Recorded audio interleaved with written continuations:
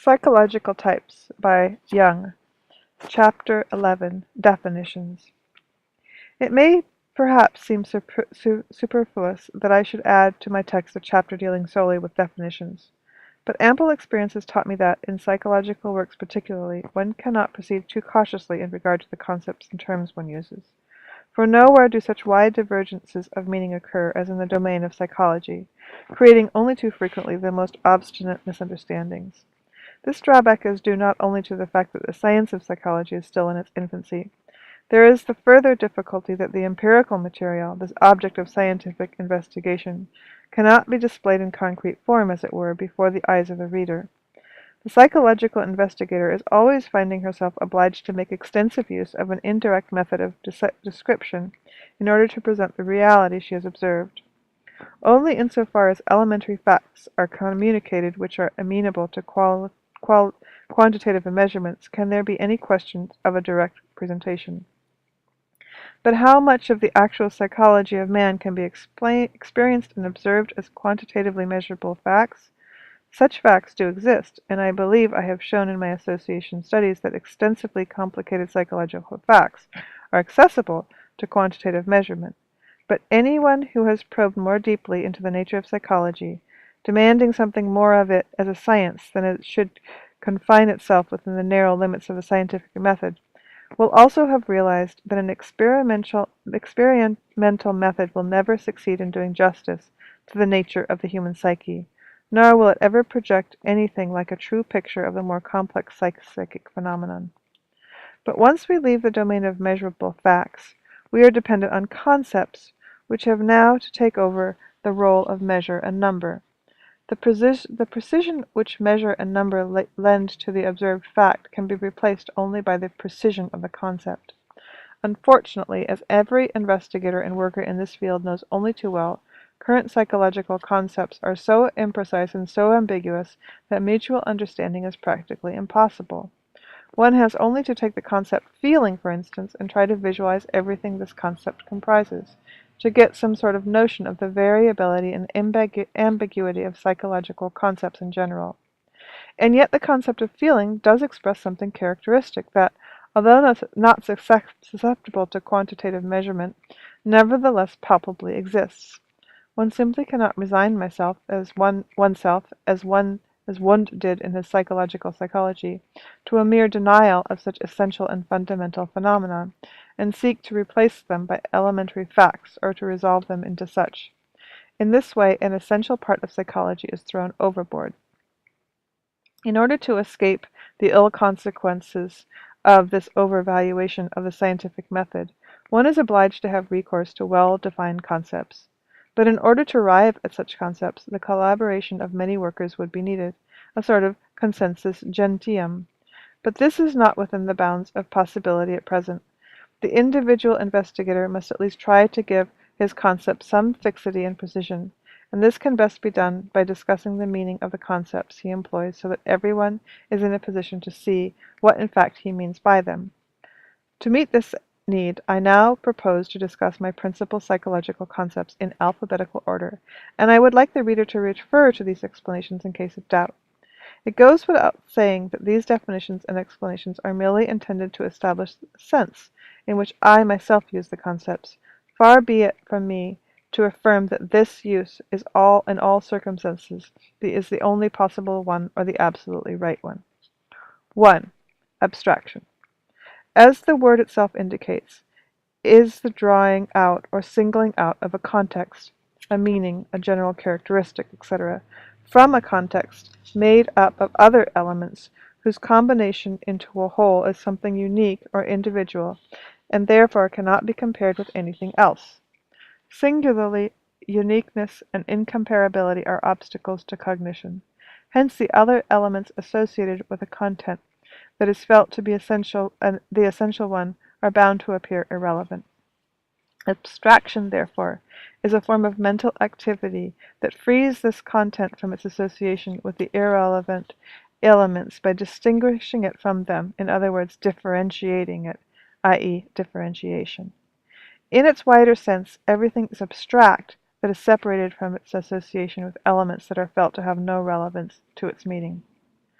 Abstraction is an activity pertaining to the psychological functions in general.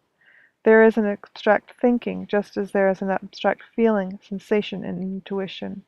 Abstract thinking singles out the rational, logical qualities of a given content from its intellectually irrelevant components. Abstract feeling does the same with a content characterized by its feeling values, similarly with sensation and intuition. Hence, not only are there abstract thoughts, but there are also abstract feelings, the latter being defined by Sully as intellectual, aesthetic, and moral. To these, Nalowski adds all religious feelings. Abstract feelings would, in my view, correspond to the higher or ideal feelings of Nalowski. I put abstract feelings on the same level as abstract thoughts. Abstract sensation would be aesthetic as opposite to sensuous sensation, and abstract intuition would be symbolic as opposed to fantastic intuition. In this work, I also associate abstraction with the awareness of the psychoenergetic process it involves.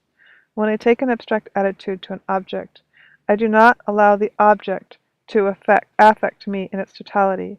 I focus my attention on one part of it by excluding all the irrelevant parts. My aim is to disembarrass myself of the object as a singular and unique whole, and to abstract only a portion of this whole. No doubt I am aware of the whole, but I do not immerse myself in this awareness. My interest does not flow into the whole, but draws back from it, pulling the abstracted portion into myself, into my conceptual world, which is already prepared or constellated for the purpose of abstracting a part of the object. It is only because of a subjective constellation of concepts that I am able to abstract from the object. Interest, quote unquote, I conceive as the energy or libido, which I bestow on the object as a value, or which the object draws from me, maybe even against my will or unknown to myself. I visualize the process of abstraction as a withdrawal of libido from the object, as a backflow of value from the object into subjective abstract content. For me, therefore, abstraction amounts to an energetic devaluation of the object. In other words, abstraction is an introverting involvement. It is an introverting and movement of libido. Introversion. I call an attitude abstractive when it is both introverting and at the same time assimilates a portion of the object felt to be essential to abstract contents already constellated in the subject. The more abstract a content is, the more it is irrepresentable. I have subscribed to Kant's view that a concept gets more abstract, quote, the more the differences of things are left out of it, unquote, in the sense that abstraction, at its highest level, detaches itself absolutely from the object, thereby attaining the extreme limit of irrepresentability. It is the pure abstract term. It is the pure abstract which I term an idea. Conversely, an abstract that still possesses some degree of representality or plasticity is a concrete concept versus concretism. 2. Affect. By the term affect, I mean a state of feeling characterized by marked physical innervation on the one hand, and a peculiar disturbance of the ideational process on the other. I use emotion as synonymous with affect. I distinguish, in contrast to Buhler, the affectivity and feeling QV from affect, in spite of the fact that the dividing line is fluid, since every feeling, after attaining a certain strength, releases physical innervations, thus becoming an affect. For practical reasons, however, it is advisable to distinguish affect from feeling, since feeling can be voluntarily disposable function, whereas affect is usually not. Similarly, affect is clearly distinguished from feeling by quite perceptible physical innervations, while feeling for the most part lacks them, or else their intensity is so slight that they can be demonstrated only by the most delicate instruments, as in the case of psychogalvanic phenomena. Affect becomes cumulative through the sensation of the physical innervations released by it. This observation gave rise to the James Lange theory of affect, which derives affect causally from physical innervations. As against this extreme view, I regard affect on the one hand as a psychic feeling state, and on the other as a physiological innervation state, each of which has a cumulative reciprocal effect on the other. That is to say, a component of sensation allies itself with the intensified feeling, so that the affect is approximated more to sensation (QV) and essentially different from the feeling state. Pronounced affects, i.e. affects accompanied by violent physical innervations, I do not assign to the province of feeling, but to that of sensation function. 3. Affectivity is a term coined by Bleuler. It distinguishes and comprises not only the affects proper, but also the slight feelings or feeling tones of pain and pleasure. Bleuler distinguishes affectivity from the sense perceptions and the physical sensations as well as from feelings that may be regarded as inner perception processes, e.g., the feeling of certainty, of probability, etc., or vague thoughts or discernments. 4. Animus versus soul image. 5. Apperception. Apperception is a psychic process by which a new content is articulated with similar already existing contents in such a way that it becomes understood, apprehended, or clear. We distinguish active from passive apperception. The first is a process by which the subject, of his own accord and from his own motives, consciously apprehends a new content with attention and assimilates it to the other contents already constellated. The second is a process by which a new content forces itself upon consciousness either from without, through the senses, or from within, from the unconscious, and, as it were, compels attention and enforces apprehension. In the first case, the activity lies with the ego. In the second, with the self enforcing new content. 6. Archaism. Archaism is a term by which I designate the oldness of psychic contents or functions. By this I do not mean qualities that are archaistic in the sense of being pseudo-antique or copied, as in later Roman sculpture or 19th century Gothic, but qualities that have the character of relics. We may describe an archaic all physiological traits that exhibit the qualities of the primitive mentality. It is clear that archaism attaches primarily to the fantasies of the unconscious, i.e., to the products of unconscious fantasy activity which reach consciousness. An image has an archaic quality when it possesses unmistakable mythological parallels. Archaic, too, are the associations by analogy of unconscious fantasy, and so is their symbolism, the symbol. The relation of identity with an object or participation mystique is likewise archaic. Concretism of thought and feelings is archaic. Also compulsion and inability to control oneself, ecstatic or trance states, possessions, etc. Fusion of the psychological functions versus differentiation, of thinking with feeling, feeling functions with sensation, feeling with intuition, and so on, is archaic, as is also the fusion of part of a function with its counterpart, e.g. positive with negative feelings, or what Bleuler calls ambitendency and ambivalence, and such phenomena as color hearing. 6a. Archetype versus image, primordial, also idea. 7. Assimilation. Assimilation is the approximation of a new concept of consciousness to already constellated subjective material. The similarity of the new content to this material being especially accentuated in the process, often to the detriment of its independent qualities. Fundamentally, assimilation is a process of apperception, but it is distinguished from apperception by this element of approximation to the subjective material. It is in this sense what Wundt says. This way of building up ideas, i.e. by assimilation, is most conspicuous when the assimilating elements arise through reproduction, and the assimilated ones through an immediate sense of impression. From then the elements of memory images are projected, as it were, into the external object, so that, particularly when the object and the reproduced elements differ substantially from one another, the finished sense impression appears as an illusion, deceiving us as to the real nature of things. I use the term assimilation in a somewhat broader sense, as the approximation of object to subject in general, and with it I contrast dissimulation as the approximation of subject to object, and a consequent alienation of the subject from himself in favor of the object, whether it be an external object or a psychological object, for instance, an idea. 8. Attitude. This concept is a relatively recent addition to psychology. It originated with Mueller and Schumann, whereas Kulpe defines attitude as a predisposition of the sensory or motor centers to react to a particular stimulus or constant impulse. Ebbinghaus conceives it in a wider sense as an effect of training which introduces the factor of habit into individual acts that deviate from the habitual. Our use of this concept derives from Ebbinghaus's. For us, attitude is a readiness of the psyche to act or react in a certain way. The concept is of particular importance for the psychology of complex psychic processes, because it expresses the peculiar fact that certain stimuli have too strong an effect on some occasions and little or no effect on others.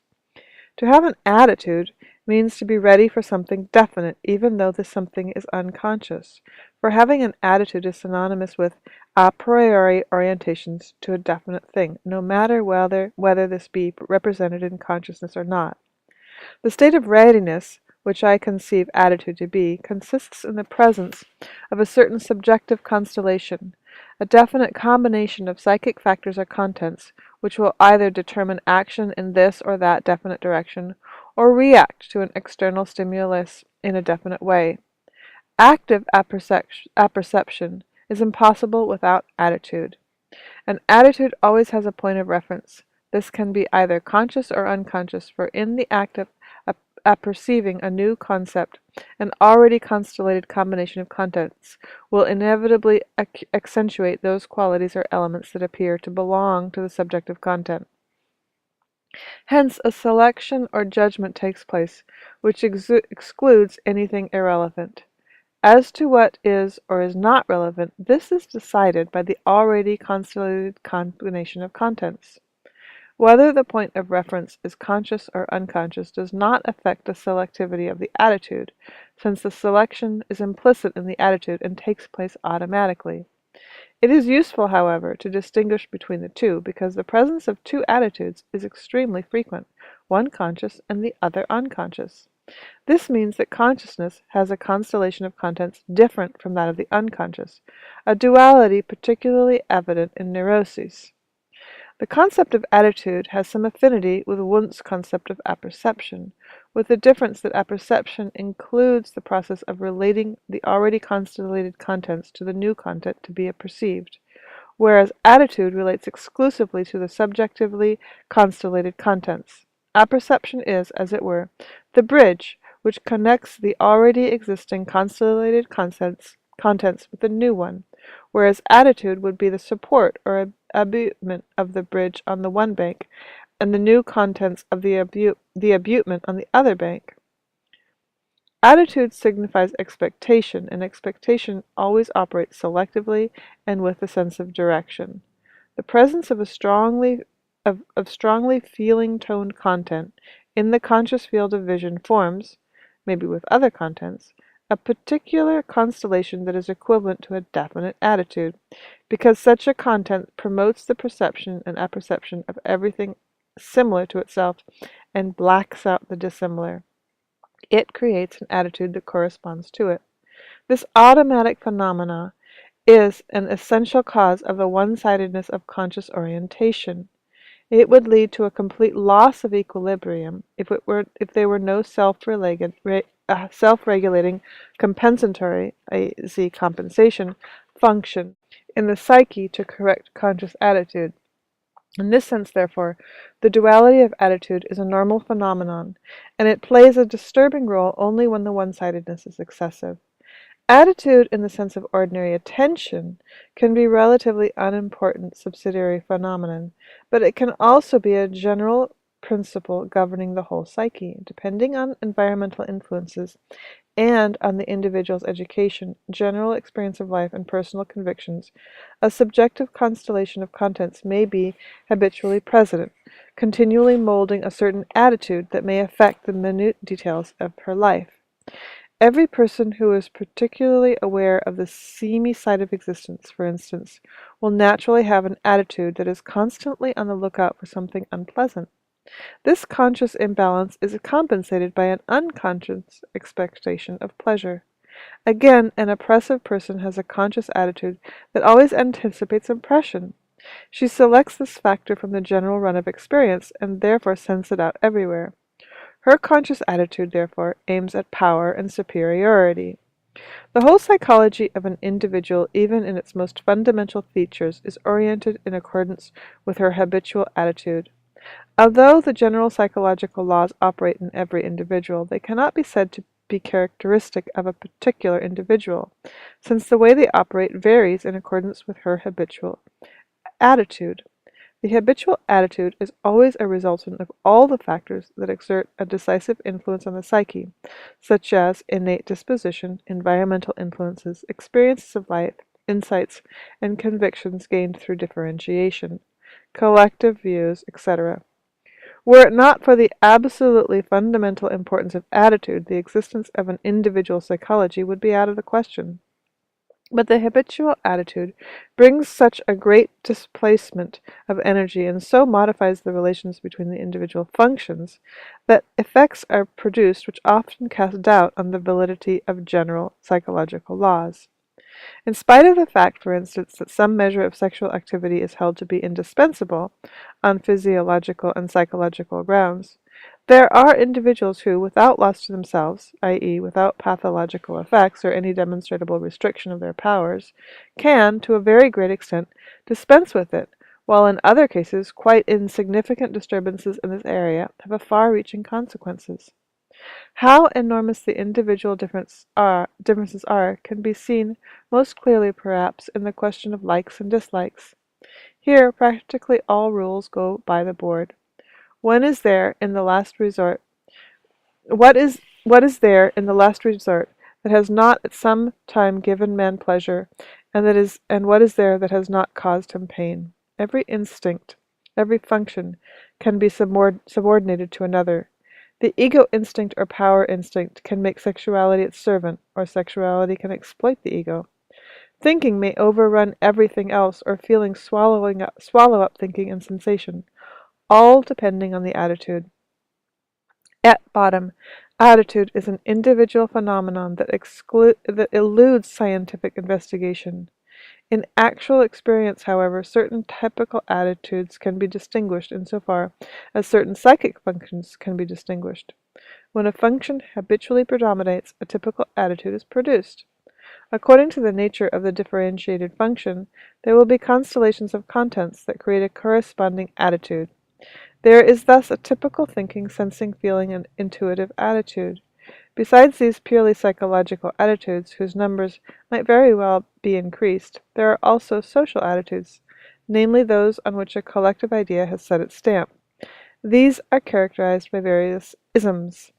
These collective attitudes are very important, in some cases even outweighing the importance of the individual attitude. 9. Collective. I term collective all psychic contents that belong not to one individual but to many, i.e., to society, a people, or to mankind in general.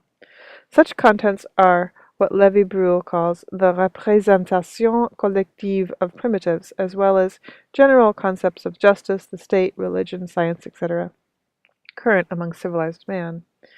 It is not only concepts and ways of looking at things, however, that must be termed collective, but also feelings. Among primitives, the représentations collectives are at the same time collective feelings, as Lévi-Breuil has shown. Because of this collective feeling value, he calls représentations collectives mystical, since they are not merely intellectual, but emotional. Among civilized peoples, too, certain collective ideas, God, justice, fatherland, etc., are bound up with collective feelings. This collective quality adheres not only to particular psychic elements or contents, but to whole functions. Thus the thinking function as a whole can have a collective quality when it possesses general validity and accords with the laws of logic. Similarly, the feeling function as a whole can be collective when it is identified when it is identical with the general feeling and accords with general expectations, the general moral consciousness, etc.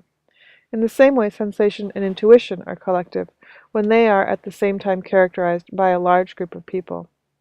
The antithesis of collective is individual. 10. Compensation. Compensation means balancing, adjusting, supplementing. The concept was introduced into psychology of the neurosis by Adler. He understands by the function balancing a feeling of inferiority by a compensatory psychological system comparable to the compensatory development of organs and organ inferiority. He says, with the breaking away from the maternal organism, the struggle with the outer world begins for these inferior organs and organ systems, a struggle which must necessarily break out and declare itself with greater violence than in a normally developed apparatus. Nevertheless, the foetal character supplies at the same time the heightened possibility of compensation and overcompensation, increases the capacity for adaptation to usual and unusual resistance, and ensures the development of new and heightened forms of newer and higher achievements. The neurotic's feelings of inferiority, which according to Adler correspond etiologically to an organ inferiority, give rise to auxiliary device, that is, a compensation, which consists in the setting up of a guiding fiction, quote-unquote guiding fiction, to balance the inferiority. The guiding fiction is a psychological system that endeavors to turn an inferiority into a superiority. The significant thing about this conception is the undeniable and empirically demonstrable existence of a compensating function in the sphere of psychological processes. It corresponds to a similar function in the psychological sphere, namely the self-regulation of the living organism. Whereas Adler restricts his concept of compensation to the balancing of inferiority feelings, I conceive it as a functional adjustment in general with inherent self-regulation of the psychic apparatus. In this sense, I regard the activity of the unconscious as a balancing of the one-sidedness of the general attitude which produced by the function of consciousness. Psychologists often compare consciousness to the eye. We speak of a visual field and a focal point of consciousness. The nature of consciousness is aptly characterized by this simile. Only a limited number of contents can be held in the conscious field at the same time, and of these only a few can attain the highest grade of consciousness. The activity of consciousness is selective. Selection demands direction, but direction requires the exclusion of everything irrelevant. This is bound to make the conscious orientation one-sided. The contents that are excluded and inhibited by the chosen direction sink into the unconscious, where they form a counterweight to the conscious orientation. The strengthening of this counterposition keeps pace with the increase of conscious one-sidedness, until finally a noticeable tension is produced. This tension inhibits the activity of consciousness to a certain extent, and though at first the inhibition can be broken down by increased conscious effort, in the end the tension becomes so acute that the repressed unconscious contents breaks through in the forms of dreams and spontaneous images. The more one-sided the conscious attitude, the more antagonistic are the contents arising from the unconscious, so that we may speak of real opposition between the two. In this case, the compensation appears in the form of counterfunction. But this case is extreme. As a rule, the unconscious compensation does not run counter to consciousness, but it is rather a balancing or supplementing of the conscious orientation. In dreams, for instance, the unconscious supplies all those contents that are constellated by the conscious situation, but are inhibited by conscious selection, although a knowledge of them would be indispensable for complete adaptation. Normally, compensation in an unconscious process, i.e., an unconscious regulation of conscious activity. Normally, compensation is an unconscious process, i.e., an unconscious regulation of conscious activity. In neurosis, the unconscious appears in such stark contrast to the conscious state that compensation is disturbed. The aim of analytical therapy, therefore, is a realization of unconscious contents in order that compensation may be re-established. 11. Concretism. By this I mean a peculiarity of thinking and feeling, which is the antithesis of abstractism. The actual meaning of concrete is grown together. A concretely thought concept is one that has grown together or coalesced with other concepts. Such a concept is not abstract, not segregated, and not thought in itself, but it is always alloyed and related to something else. It is not a differentiated concept, but it is still embedded in the material transmitted by sense perception. Characteristic thinking operates exclusively with concrete concepts and precepts,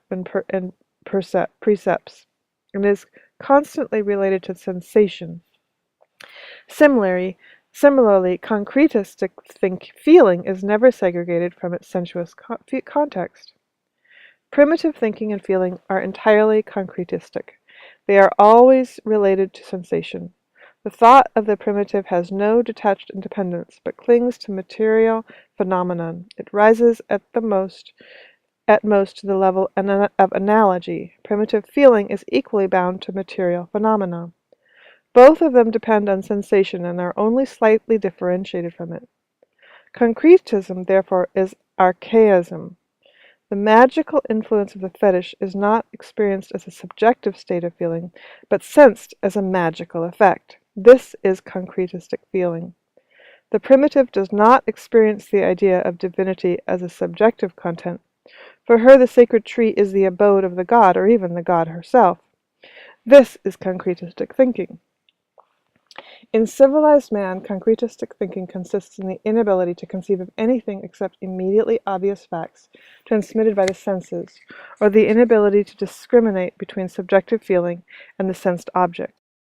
Concretism is a concept which falls under the more general concept of participation mystique. Just as the latter represents a fusion of the individual with external objects, concretism represents a fusion of thinking and feeling with sensation, so that the object of one is at the same time the object of the other. This fusion prevents any differentiation of thinking and feeling and keeps them both within the sphere of sensation. They remain its servants and can never be developed into pure functions. The result is a predominance of the sensation factor in psychological orientation, concerning the importance of this factor versus sensation. The disadvantage of concretism is the subjection of functions to sensation. Because sensation is the perception of psychological stimuli, concretism either rivets the function to the sensory sphere or constantly leads back to it. This results in a bondage of the psychological functions to the senses, favoring the influence of sensuous facts at the expense of the psychic independence of the individual. So far as the recognition of facts is concerned, this orientation is naturally of value, but not as regards the interpretation of facts and their relation to the individual. Concretism sets too high a value on the importance of facts and suppresses the freedom of the individual for the sake of objective data.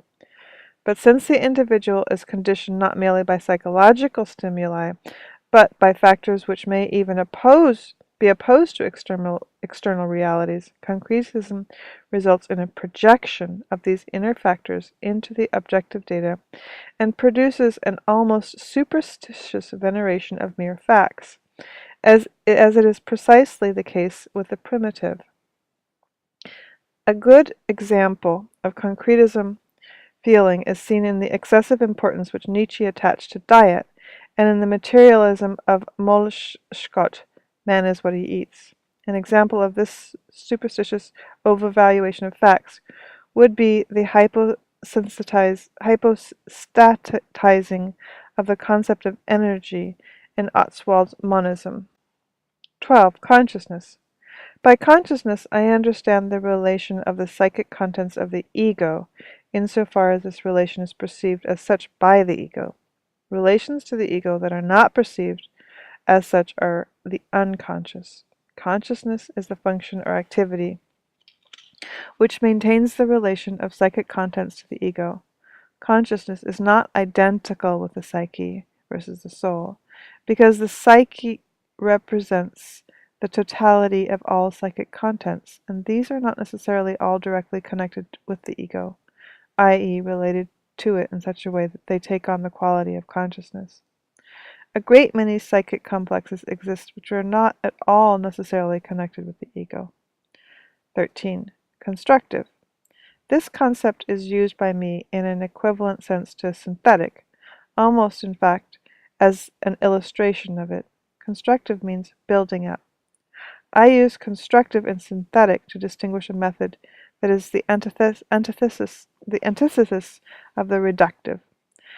The constructive method is concerned with the elaboration of the products of the unconscious, dreams, fantasies, and fantasy. It takes the unconscious product as a symbolic expression, a symbol, which anticipates a coming phase of psychological development. Mater actually speaks of a prospective function of the unconscious, which half playfully anticipates future development. Adler, too, recognizes an anticipatory function in the unconscious. It is certain that the product of the unconscious cannot be regarded as a finished thing, as a sort of end product, for that would be to deny it any purposeful significance. Freud himself allowed the dream a teleological role, at least as the guardian of sleep, though for him its prospective function is essentially restricted to wishing. The purposive character of unconscious tendencies cannot be contested a priori if we are to accept their analogy with other psychological or physiological functions. We conceive the product of the unconscious, therefore, as an expression oriented to a goal or purpose, but characterizing its objective in symbolic language. In accordance with this conception, the constructive method of interpretation is not so much concerned with the primary sources of the unconscious product, with its raw material, so to speak, as with bringing its symbolism to a general and comprehensible expression. The quote-unquote free associations of the subject are considered with respect to their aim and not with respect to their derivation. They are viewed from the angle of future actions or inaction. At the same time, their relation to the conscious situation is carefully taken into account, for according to the compensation theory, the activity of the unconscious has an essentially compensatory significance for the conscious situation. Since it is a question of an anticipatory orientation, the actual relation of the object does not loom so large as in the reductive procedure, which is concerned with actual relations to the object in the past. It is more a question of subjective attitude, the object being little more than a signpost pointing to the tendency of the subject. The aim of the constructive method, therefore, is to elicit from the unconscious product a meaning that relates to the subject's future attitude. Since, as a rule, the unconscious can create only symbolic expressions, the constructive method seeks to elucidate the symbolically expressed meaning in such ways as to indicate how the conscious orientation may be corrected and how the subject may act in harmony with the unconscious. Thus, just as no psychological method of interpretation relies exclusively on the associative material supplied by the analysand, the constructive method also makes use of comparative material. And just as reductive interpretation employs parallels drawn from biology, physiology, folklore, literature, and other sources, the constructive treatment of an intellectual problem will make use of philosophical parallels, while the treatment of an intuitive problem will depend more on parallels from mythology and the history of religion. The constructive method is necessarily individualistic, since a future collective attitude can develop only through the individual. The reductive method, on the contrary, is collective, since it leads back from the individual to basic collective attitudes or facts. The constructive method can also be directly applied by the subject to his own material, in which case it is an intuitive method employed to elucidate the general meaning of an unconscious product. This elucidation is the result of an associative, as distinct from actively apperceptive, of an associated addition of further materials, which so enriches the symbolic product, like e.g. the dream, that it eventually attains a degree of clarity sufficient for conscious comprehension. it becomes interwoven with more general associations and is thereby assimilated. 14. Differentiation. Differentiation means the development of differences, the separation of parts from whole. In this work, I employ the concept of differentiation chiefly with respect to the psychological functions. So long as a function is still so fused with one or more other functions, thinking with feeling, feeling with sensation, etc., that it is unable to operate on its own, it is archaic. It is an archaic condition, i.e., not differentiated, not separated from the whole as a special part and existing by itself. Undifferentiated thinking is incapable of thinking apart from other functions. It is continually mixed up with sensations, feelings, intuitions, just as undifferentiated feeling is mixed up with sensations and fantasies, as, for instance, is the sexualization of feelings and thinking in neuroses. Freud. As a rule, the undifferentiated function is also characterized by ambivalence and ambitendency, i.e., every position entails its own negation, and this leads to characteristic inhibitions in the use of undifferentiated function. Another feature is the fusing together of its separate components. Thus, undifferentiated sensation is vitiated by the coalescence of different sensory spheres, like color hearing, and undifferentiated feelings by confounding hate with love. To the extent that a function is largely or wholly unconscious, it is also undifferentiated. It is not only fused together in its parts, but also merged with other functions. Differentiation consists in the separation of the function from other functions, and in the separation of its individual parts from each other. Without differentiation, direction is impossible, since the direction of a function towards a goal depends on the elimination of anything irrelevant. Fusion with the irrelevant precludes direction. Only a differentiated function is capable of being directed. 15. Dissimilation versus assimilation. 16. Ego. By ego, I understand a complex of ideas which constitutes the center of my field of consciousness and appears to possess a high degree of continuity and identity. Hence, I also speak of the ego complex. The ego complex is as much a content as a condition of consciousness, for a psychic element is conscious to me only insofar as it is related to my ego complex. But insofar as the ego is only the center of my field of consciousness, it is not identical with the totality of my psyche, being merely one complex among other complexes. I therefore distinguish between the ego and the self, since the ego is only the subject of my consciousness, while the self is the subject of my total psyche, which also includes the unconscious. In this sense, the self would be an ideal entity which embraces the ego. In unconscious fantasies, the self often appears as a supraordinate or ideal personality, having somewhat the relationship of Faust to Goethe or Zarathustra to Nietzsche. For the sake of idealization, the archaic features of the self are represented as being separate from the higher self. For instance, Mephistopheles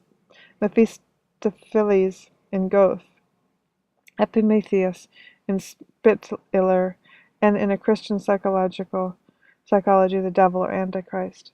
In Nietzsche, Zarathustra discovered his shadow in quote-unquote the ugliest man. 16a. Emotion versus affect. 17. Empathy. Empathy is an introjection of the object. For a fuller description of the concepts of empathy, see Chapter 7, also projection. 18. Enantiodromia. Enantiodromia means running counter to. In the philosophy of Heraclitus, it is used to designate the play of opposites in the course of events. The view that everything that exists turns into its opposite. Quote, "From the living come death, from the dead life, from the young old age, and from the old youth, from waking sleep, and from sleep waking, and the stream of generations and decay never stands still." Unquote. Quote, "Construction and destruction, destruction and construction. This is the principle which governs all the cycles of natural life.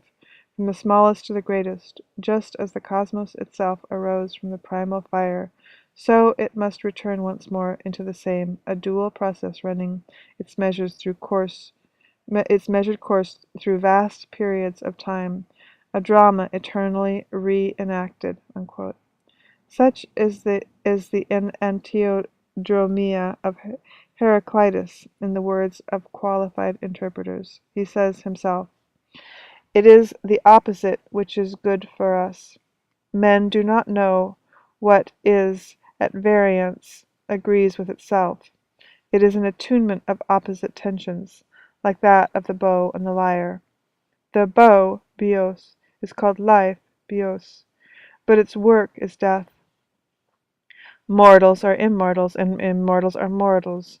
The one living, the other's death, and dying, the other's life. For soul is its death to become water, for water death to become earth. But from earth comes water, and from water soul. All things are as exchanged for fire, and fire for all things, like goods for gold, and gold for goods. The way up and the way down are the same." I use the term enantiodromia for the emergence of the unconscious opposite in the course of time. This characteristic phenomenon practically always occurs with an extreme one-sided tendency dominates conscious life. In time, an equally powerful counterposition is built up, which first inhibits the conscious performance and subsequently breaks through the conscious control. Good examples of enantiodromia are the conversion of St. Paul and of Raymond Lully, the self-identification of the sick Nietzsche with Christ, and his deification and subsequent hatred of Wagner, the transformation of Swedenborg from an erudite scholar into a seer, and so on. 19. Extraversion. Extraversion is an outward turning of libido. I use this concept to denote a manifest relation of subject to object, a positive movement of the subjective interest towards the object.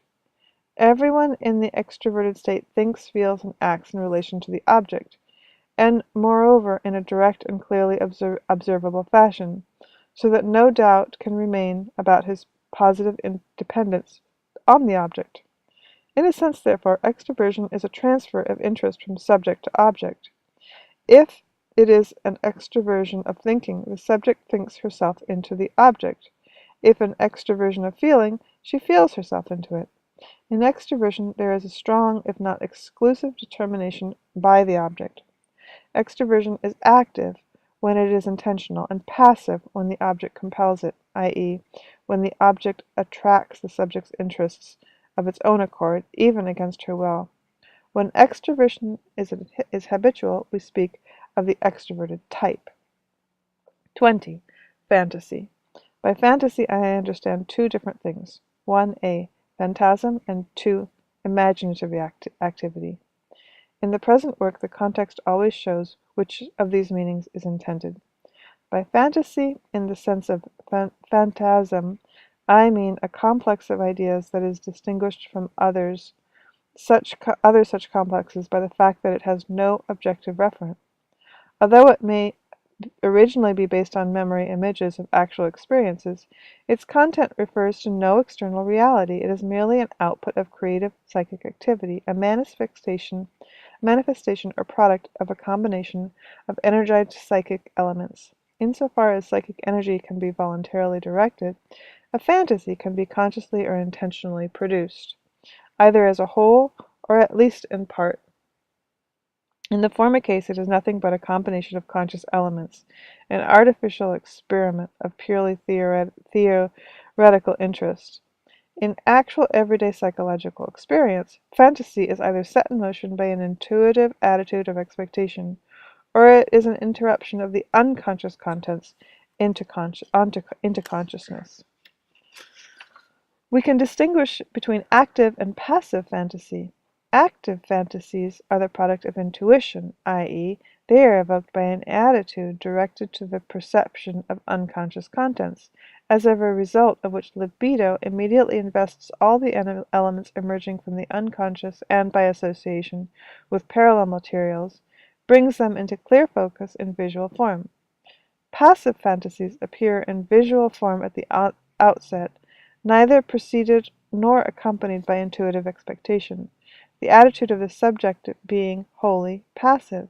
Such fantasies belong to the category of psychic automatisms, by Janet. Naturally, they appear only as a result of a relative dissociation of the psyche, since they presuppose a withdrawal of energy from conscious control and a corresponding activation of unconscious material. Thus, the vision of St. Paul presupposes that unconsciously he was already a Christian, although this fact had escaped his conscious insight. It is probable that passive fantasies always have their origin in an unconscious process that is antithetical to consciousness, but invested with approximately the same amount of energy as the conscious attitude, and therefore capable of breaking through the latter's resistance. Active fantasies, on the other hand, owe their existence not so much to the unconscious process as to the conscious propensity to assimilate hints or fragments of lightly toned unconscious complexes, and, by associating them with parallel elements, to elaborate them in clearly visual form. It is not necessarily a question of the dissociated psychic state, but rather of a positive participation of consciousness.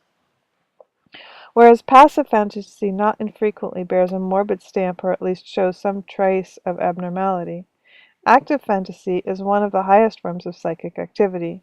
For here the conscious and the unconscious personality of the subject flow together into a common product in which both are united. Such a fantasy can be the highest expression of the unity of man's individuality, and it may even create that individuality by giving perfect expression to its unity. As a general rule, passive fantasy is never the expression of unified individuality, since, as already observed, it presupposes a considerable degree of disassociation, based in turn on a marked conscious/unconscious opposition. Hence, the fantasy that interrupts into consciousness from such a state can never really be perfect expression of a unified individuality, but will represent mainly the standpoint of the unconscious personality. The life of St. Paul affords a good example of this.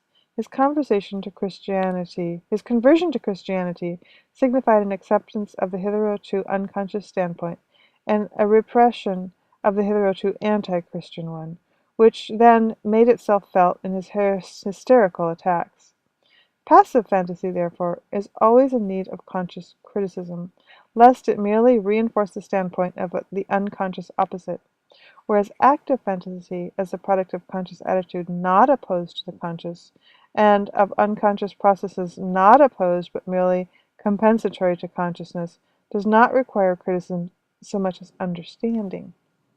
In fantasies as in dreams, which are nothing but passive fantasies, a manifest and a latent meaning must be distinguished. The manifest meaning is found in the actual look of the fantasy image, in the direct statement by the underlying complexes of the idea. Frequently, however, the manifest meaning hardly deserves its name, although it is always far more developed in fantasies than in dreams, probably because the dream fantasy usually requires very little energy to overcome the feeble resistance of the sleeping consciousness, with the result that tendencies which are not only slightly antagonistic or slightly compensatory can also reach the threshold of perception. Waking fantasy, on the other hand, must muster considerable energy to overcome the inhibition imposed by the conscious attitude. For this to take place, the unconscious opposite must be a very important one in order to break through into consciousness. If it is consistent merely of vague, elusive hints, it would never be able to direct attention, conscious libido, to itself so effectively as to interrupt the continuity of the conscious contents. The unconscious opposite, therefore, has to depend on the very strong inner cohesion, and this expresses itself in an emphatic manifest meaning.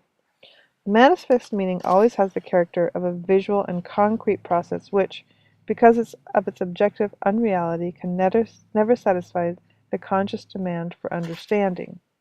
Hence, another meaning of fantasy, in other words, its interpretation or latent meaning has to be sought. Although the existence of the latter meaning is by no means certain, and although the very possibility of it may be contested, the demand for understanding it is a sufficient motive for a thoroughgoing investigation. This investigation of the latent meaning may be purely casual, inquiring into the psychological origins of fantasy.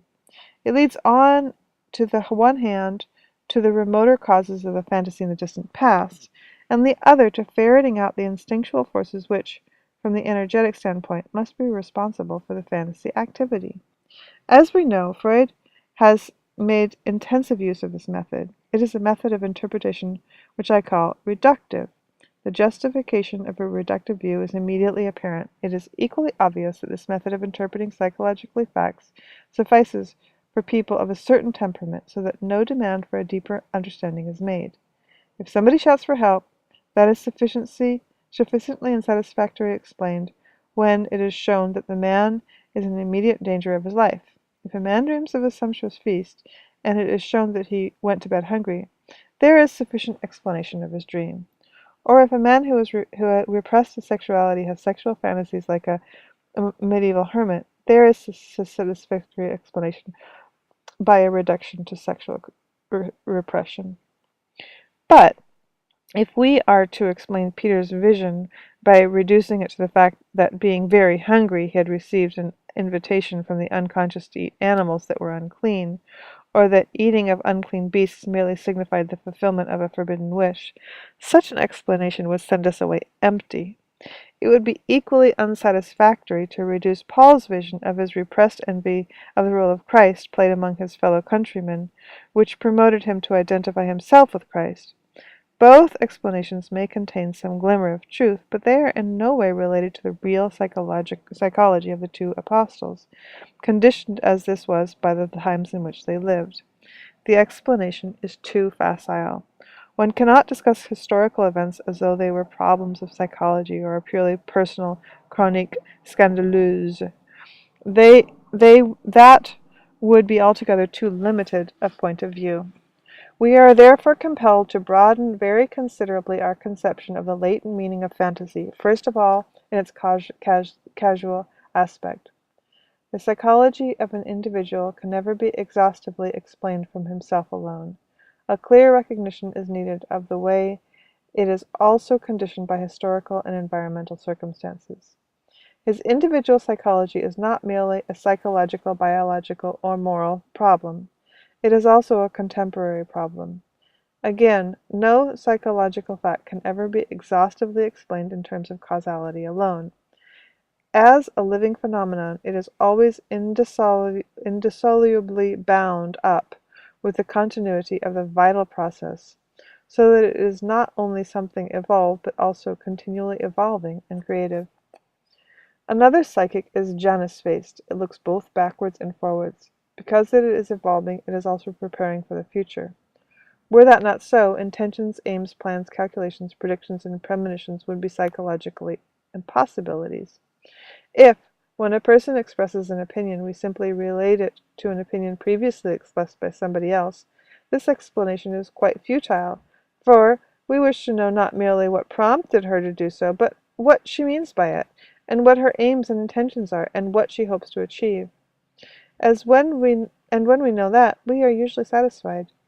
In everyday life we instinctively, without thinking, introduce a final standpoint into an explanation. Indeed, very often we take the final standpoint as a decisive one, and completely disregard the strictly causal factor. Instinctively recognize the creative element in every psyche. If we do this in everyday life, then a scientific psychology must take this fact into account, and not rely exclusively on the strictly causal standpoint originally taken over from natural science, for it has also to consider the purposive nature of the psyche. If, then, everyday experience establishes beyond doubt the final orientation of conscious contents, we have absolutely no grounds for assuming, in the absence of experience to the contrary, that this is not the case with the contents of the unconscious.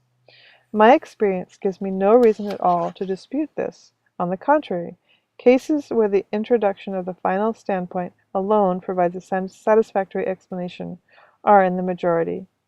If we now look at Paul's vision again, but this time from the angle of his future mission, and come to the conclusion that Paul, though consciously a persecutor of Christians, had unconsciously adopted the Christian standpoint, and that he was finally brought to avow it by an interruption of the unconscious, because his unconscious personality was constantly striving towards this goal.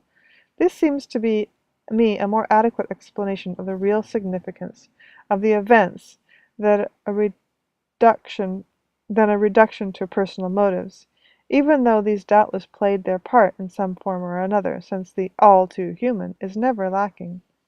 Similarly, the clear indication given in Acts 10:28 of a purposive interpretation of Paul's vision is far more satisfying than a merely psychological and personal conjecture. To sum up, we might say that a fantasy needs to be understood both causally and purposively. Casually interpreted, it seems like a symptom of a psychological or personal state, the outcome of antecedent events. Purposefully interpreted, it seems like a symbol seeking to characterize a definite goal with the help of material at hand, or trace a line of future psychological development. Because if active fantasy is the chief mark of an artistic mentality, the artist is not just a reproducer of appearances, but a creator and educator, for her work has the value of symbols that adumbrate the lines of future development. Whether the symbols will have a limited or a general social validity depends on the viability of the creative individual. The more abnormal, i.e., the less viable she is, the more limited will be the social validity of the symbols she produces, though their value may be absolute for the individual herself. One can dispute the existence of the latent meaning of a fantasy only if one is of the opinion that natural processes in general are devoid of meaning. Science, however, has extracted the meaning of natural processes in the form of natural laws. These, admittedly, are human hypotheses advanced in the explanation of such processes. But, insofar as we have ascertained that the proposed law actually coincides with the objective process, we are also justified in speaking of the meaning of natural occurrences.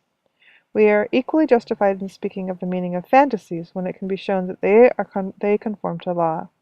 But the meaning we discover is satisfying, or to put it another way, the demonstrated law deserves its name only when it adequately reflects the nature of fantasy. Natural processes both conform to law and demonstrate that law. It is a law that one dreams when one sleeps. But that is not a law which demonstrates anything about the nature of the dream. It is a mere condition of the dream. The demonstration of a psychological source of fantasy is likewise a mere condition of its existence. It is not a law of its nature. The law of fantasy as a psychological phenomenon can only be a psychological law. This brings us to the second connotation of fantasy, namely imaginative activity. Imagination is the reproductive or creative activity of the mind in general.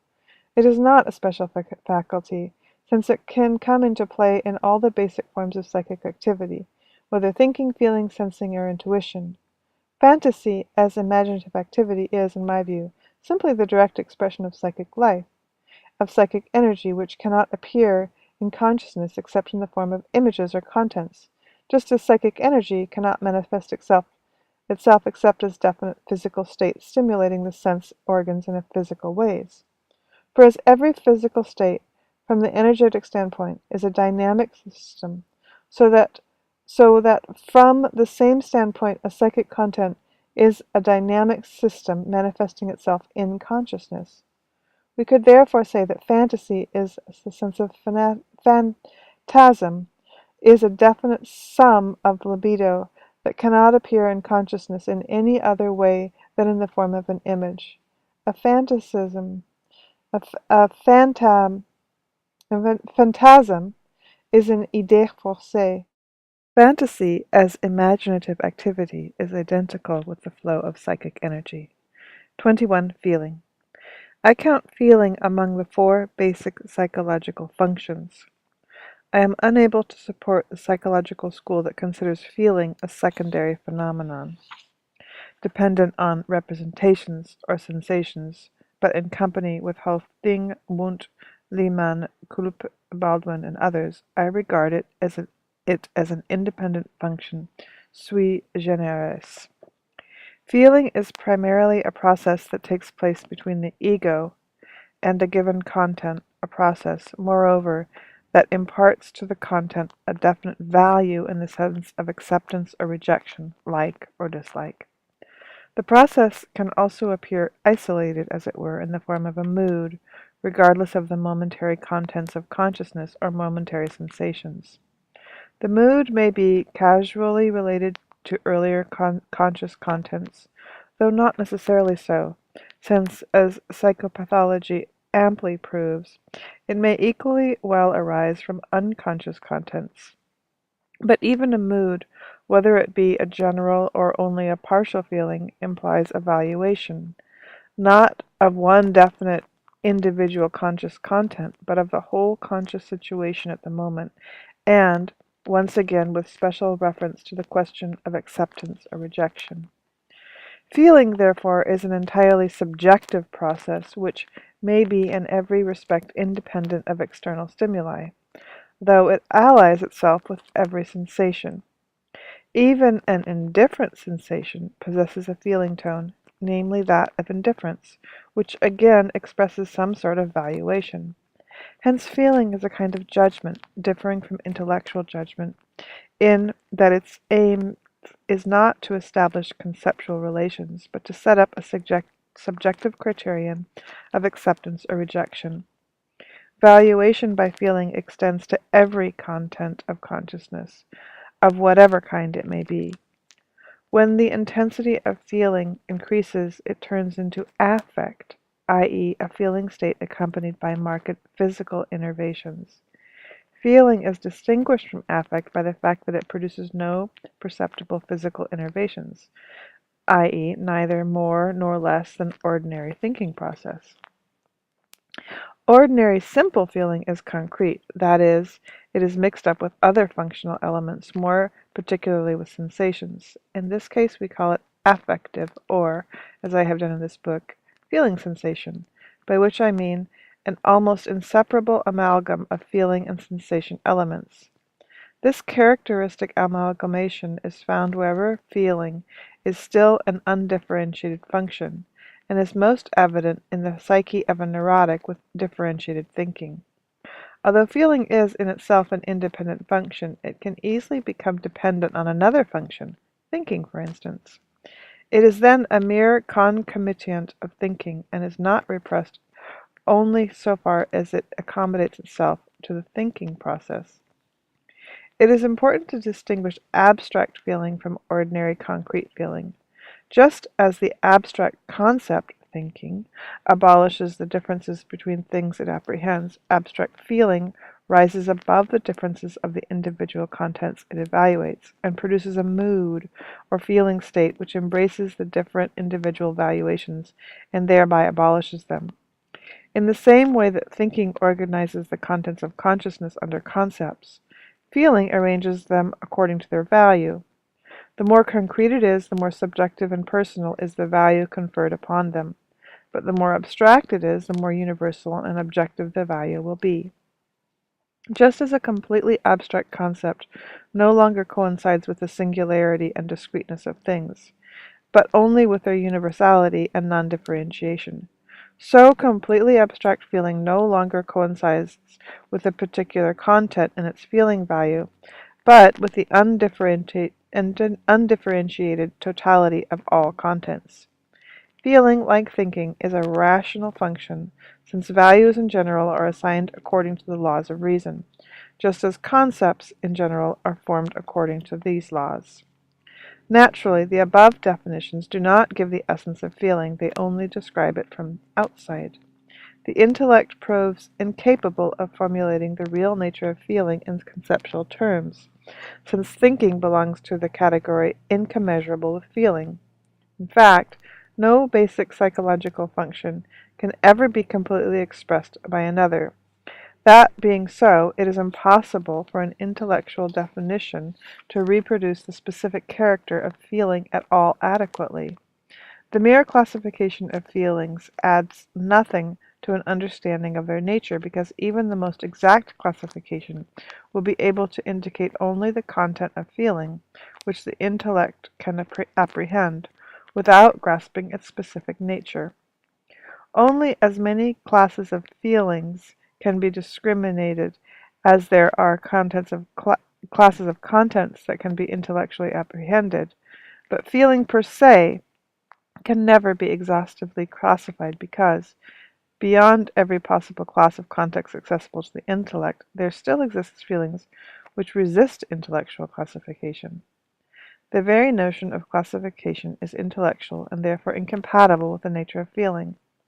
We must therefore be content to indicate the limits of the concept. The nature of valuation by feeling may be compared with intellectual apperception as an apperception of value. We can distinguish active and passive apperception by feeling. Passive feeling allows itself to be attracted or excited by a particular content, which then forces the feeling of the subject to participate. Active feeling is a transfer of value from the subject. It is an intentional valuation of the content in accordance with feeling and not in accordance with the intellect. Hence, active feeling is a directed function, an act of will, as for instance, loving as opposed to being in love. The latter would be undirected, passive feeling, as those expressions themselves show. The one is an activity, the other is a passive state. Undirected feeling is feeling intuition. Strictly speaking, therefore, only active directed feelings should be termed rational, whereas passive feelings are irrational, insofar as it confers value without the participation or even against the intentions of the subject. When the subject's attitude as a whole is oriented by the feeling function, we speak of a feeling type. 21a. Feeling A, or feelings. A feeling is a specific content or material of the feeling function, discriminated by empathy. 22. Function, also inferior function. By a psychological function, I mean a particular form of psychic activity that remains the same in principle under varying conditions. From the energetic standpoint, a function is a manifestation of libido, which likewise remains constant in principle, in much the same way as physical force can be considered a specific form of manifestation of physical energy. I distinguish four basic functions in all, two rational and two irrational: thinking and feeling, sensation and intuition. I can give no a priori reason for selecting these four as basic functions, and can only point out that this conception has shaped itself out of the many years' experience. I distinguish these functions from one another because they cannot be related or reduced to one another.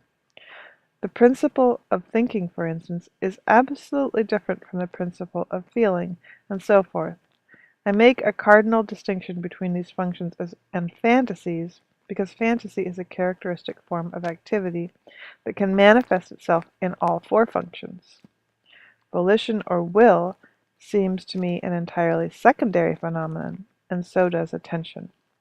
23. Idea. In this work, the concept idea is sometimes used to designate a certain psychological element, which is closely connected with what I term image. The image may be either personal or impersonal in origin. In the latter case, it is a collective, and it is also distinguished by mythological qualities. I then term it a primordial image. When, on the other hand, it has no mythological character, i.e., is lacking in visual qualities and merely collective, I speak of an idea. Accordingly, I use the term idea to express the meaning of a primordial image, a meaning that has been abstracted from the concretism of the image. Insofar as an idea is an abstraction, it has the appearance of something derived or developed from elementary factors, a product of thought. This is the sense in which which is conceived by Wundt and many others. Insofar, however, as an idea is insofar, however, as an idea is the formulated meaning of a primordial image, by which it is represented symbolically, the symbol, its essence is not just something derived or developed, but psychologically speaking, exists a priori as a given possibility for thought combinations in general. Hence, in accordance with its essence, but not with its formulation, the idea is a psychological determinant having an a priori essence. In this sense, Plato sees the idea as a prototype of things, while Kant defines it as an archetype, Irrbild, of all practical employment of reason, a transcendental concept, which, as such, exceeds the bounds of the experienceable, a rational concept whose object is not to be found in experience. He says, although we must say of the transcendental concepts of reasons that they are only ideas, this is not by any means to be taken signifying that they are superfluous and void.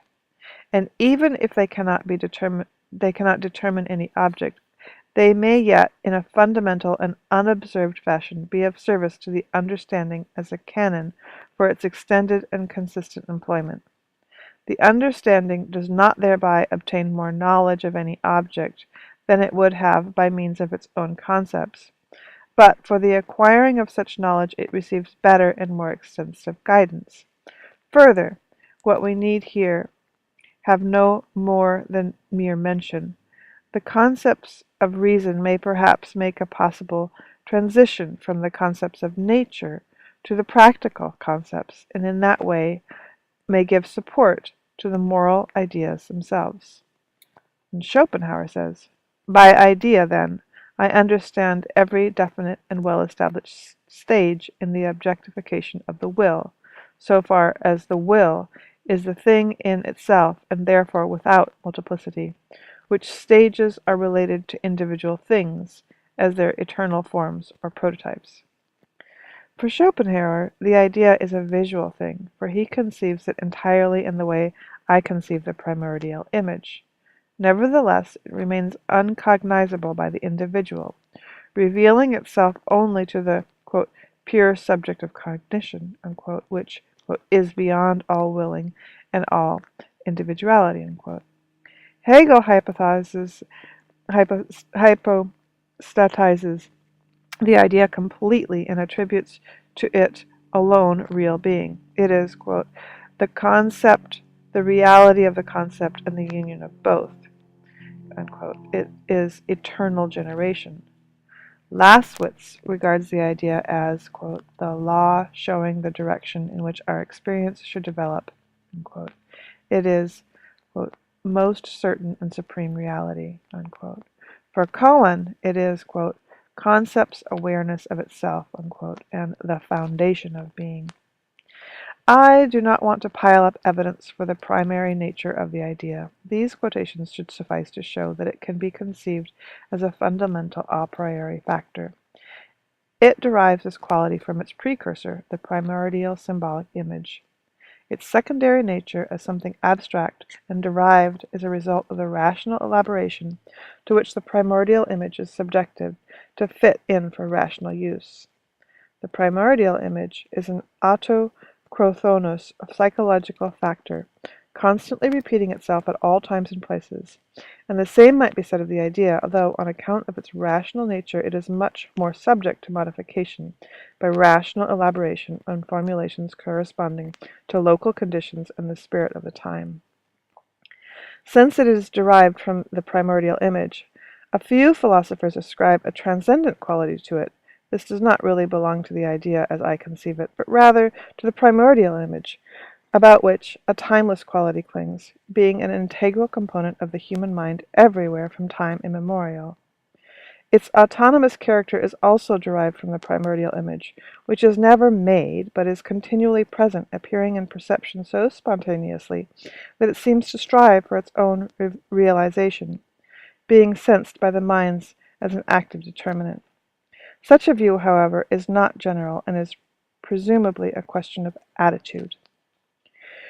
The idea is a psychological factor that not only determines thinking, but, as a practical idea, also conditions feelings. As a general rule, I use the term idea only when speaking of the determination of thought in a thinking type, or of feeling in a feeling type. On the other hand, it would be terminologically correct to speak of an a priori determination by the primordial image in the case of an undifferentiated function. The dual nature of the idea as something both primary and derived is responsible for the fact that I sometimes use it promiscuously with primordial image. For the introverted attitude, the idea is a prime mover. For the extroverted, a product.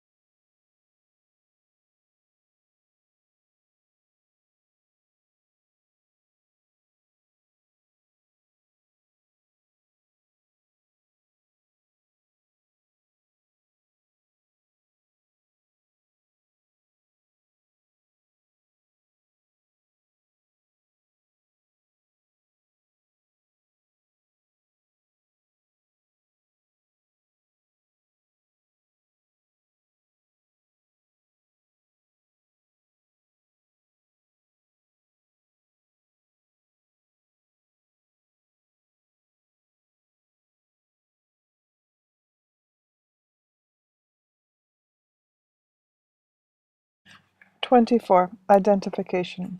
By this I mean a psychological process in which the personality is partially or totally disassimilated versus assimilation.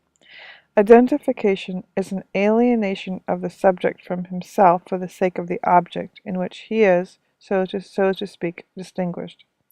For example, identification with the father means, in practice, adopting all the father's ways of behaving, as though the son were the same as the father, and not a separate individuality. Identification differs from imitation in that it is an unconscious imitation, whereas imitation is a conscious copying. Imitation is an indispensable aid in developing the youthful personality. It is beneficial so long as it does not serve as a mere convenience and hinder the development of ways and means suited to the individual. Similarly, identification can be beneficial so long as the individual cannot go his own way. But when a better possibility presents itself, identification shows its morbid character by becoming just as great a hindrance as it was an unconscious help and support before. It now has a dissociative effect, splitting the individual into two mutually estranged personalities. Identification does not always apply to persons, but also to things. For example, a movement of some kind, a business, and to psychological functions. The latter kind is, in fact, particularly important. Identification then leads to the formation of a secondary character, an individual identifying with his best developed function to such an extent that he alienates himself very largely or even entirely from his original character, with the result that his true individuality falls into the unconscious. This is nearly always the rule with people who have one highly differentiated function. It is, in fact, a necessary transitional stage on the way to individuation. Identification with parents, or the closest member of the family, is a normal phenomenon insofar as it coincides with the a priori family identity. In this case, it is better not to speak of identification, but of identity, a term that expresses the actual situation. Identification with members of the family differs from identity in that it is not a priori, but a secondary phenomenon arising in the following way. As the individual emerges from the original family identity, the process of adaptation and development brings her against obstacles that cannot easily be mastered. A damming up of libido ensues and seeks a regressive outlet. The regressive reactivates the earlier states, among them the state of family identity. Identification with members of the family correspond to this regressive revival of an identity that had almost been overcome. All identifications with persons come about in this way. Identification always has a purpose, namely to obtain an advantage, to push aside an obstacle, or to solve a task in a way another individual would. 25. Identity. I use the term identity to denote a psychological conformity. It is always an unconscious phenomenon, since a conscious conformity would necessarily involve a consciousness of two dissimilar things, and consequently a separation of subject and object, in which case the identity would already have been abolished. Psychological identity presupposes that it is unconscious. It is a characteristic of the primitive mentality, and the real foundation of participation mystique, which is nothing but a relic of the original non-differentiation of subject and object, and hence the primordial unconscious state. It is also a characteristic of a mental state of early infancy, and finally of the unconscious of the civilized adult, which, insofar as it had not become a content of consciousness, remains in a permanent state of identity with objects. Identity with the parents provides the basis for subsequent identification with them.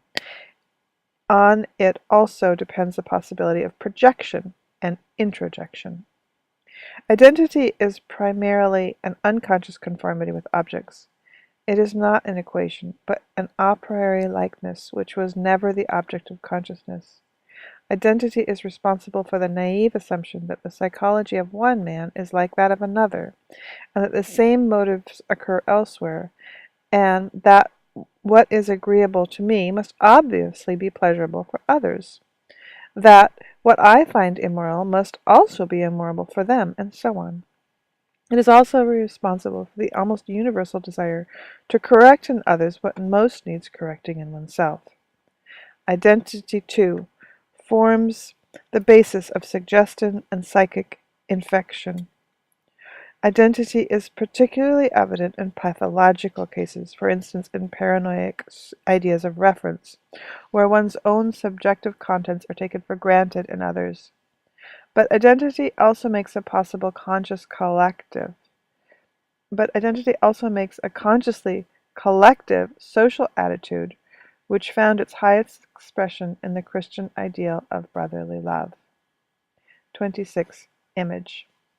When I speak of image in this book, I do not mean the psychic reflection of an external object, but a concept derived from poetic usage, namely a figure or fancy of fantasy image, which is related only indirectly to the perception of an external object.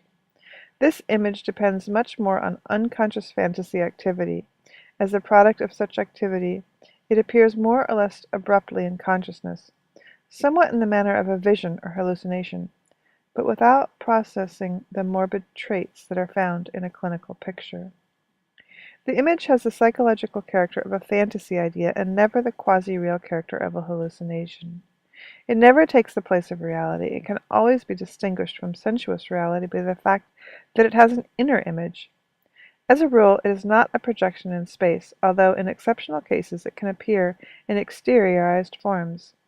This mode of manifestation must be termed archaic, when it is not generally primarily pathological, though the word that would not by any means do away with its archaic character. On a primitive level, however, the inner image can easily be projected in space as a vision or an auditory hallucination without being a pathological phenomenon. Although as a rule no reality value attaches to the image, this can at times actually increase its importance for the psychic life, since it then has a greater psychological value, representing an inner reality which often far outweighs the importance of external reality. In this case, the orientation of the individual is concerned less with adaptation to reality than with adaptation to inner demands. The inner image is a complex structure made up of the most varied material from the most varied sources. It is no conglomerate, however, but a homogeneous product with a meaning of its own.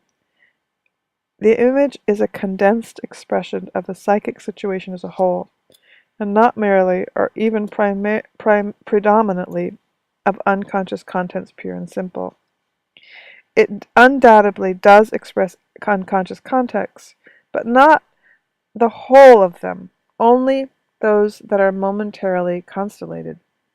The constellation is the result of the spontaneous activity of the unconscious on the one hand, and the momentary conscious situation on the other, which always stimulates the activity of relevant subliminal material and at the same time inhibits the irrelevant. Accordingly, the image is an expression of the unconscious as well as the conscious situation of the moment. The interpretation of its meaning, therefore, can start neither from the conscious alone nor from the unconscious alone, but only from their reciprocal relationship. I call the image primordial when it possesses an archaic character. I speak of the archaic character when the image is striking a chord with familiar mythological motifs. It then expresses material primarily derived from the collective unconscious, and indicates at that same time that the factors influencing the conscious situation of the moment are collective rather than personal. A personal image has neither an archaic character nor a collective significance, but expresses contents of the personal consciousness, a personally conditioned conscious situation. The primordial image, elsewhere also termed archetype, is always collective, and it is at least common in entire peoples or epochs. In all probability, the most important mythological motifs are common to all times and races. I have, in fact, been able to demonstrate a whole series of motifs from Greek mythology in dreams and fantasies of purebred Negroes suffering from mental disorders. From the scientific causal standpoint, the primordial image can be conceived as a mnemonic deposit, or an imprint or enneagram, which has arisen through the condensation of countless processes of a similar kind. In this respect, it is a precipitate and, therefore, a typical basic form of certain ever-recurring psychic experiences. As a mythological motif, it is a continually effective and recurrent expression that reawakens certain psychic experience or else formulates them in an appropriate way. From this standpoint, it is a psychic expression of the psychological and anatomical disposition. If one holds the view that a particular anatomical structure is a product of environmental conditions working on living matter, then the primordial image in its context and universal distribution would be the product of an equally constant and universal influences from without, which must therefore act like a natural law. One could in this way relate myths to nature, as for instance solar myths to the daily rising and setting of the sun, or to the equally obvious change of the seasons, and this has in fact been done by many mythologists, and still is. But that leaves the question unanswered why the sun and its apparent notions do not appear direct and undistinguished as the content of the myths. The fact that the sun or the moon or the meteorological processes appear, at the very least, in allegorized form points to an independent collaboration of the psyche, which in this case cannot be merely a product or stereotype of environmental condition. From whence would it draw the capacity to adopt a standpoint outside sense perception? How, for that matter, could it be at all capable of any performance more or other than the mere corroboration of the evidence of the senses? Corroboration of the evidence of the senses. In the view of such questions, Simon's naturalistic and causalistic enneagram theory no longer suffices. We are forced to assume that the given structure of the brain does not owe its peculiar nature merely to the influences of surrounding conditions, but also, and just as much, to the peculiar and autonomous quality of living matter, i.e., to a law inherent in life itself.